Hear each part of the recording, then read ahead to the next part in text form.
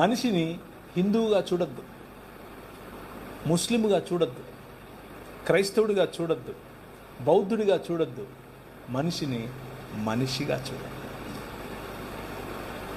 కష్టమా? చాలా కష్టం.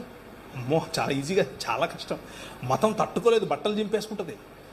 నిజంగానే. అంటే ప్రభు అయిన యేసుక్రీస్తును చంపింది ఎవరు అంటే మతమే కాదా? ఆమె రాంగ్?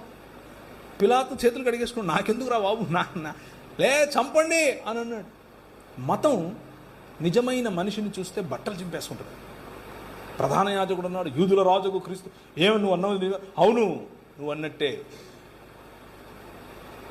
మనుష్య కుమారుడు ఆకాశ మేఘారుడై దిగివచ్చుట మీరు చూస్తారు అని అంటే ఇంతకంటే ఎక్కువ సాక్ష్యం కావాలని బట్టలు చింపుకున్నాడు. మతము తట్టుకోలేదు మనిషిని. Try to live a real human life. నిజమైన మనిషిగా బ్రతికి చూడు. మతం మెల్లిమెల్లిగా తన పట్టు కోల్పోతుంది. That's what Paul did. పౌలు చేసింది అదే. పౌలు ఛాలెంజ్ చేసినటువంటి, అంటే ఈ లోకంలో ఉన్నటువంటి నిజమైన మానవుడు ఛాలెంజ్ ఏమేమి చేశాడు తెలుసా?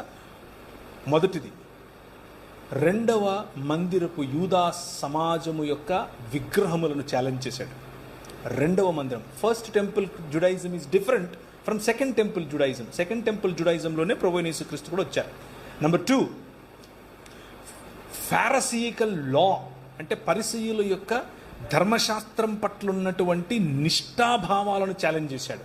నెంబర్ 3, హెలెనిస్టిక్ యూదులు, అంటే యూదులలో ఉన్నటువంటి వారు కొందరు గ్రేకుల యొక్క హెలెనిజంను అడాప్ట్ చేసుకుని రెండిటి మధ్య సింక్రటిస్టిక్ లైఫ్ జీవించారు.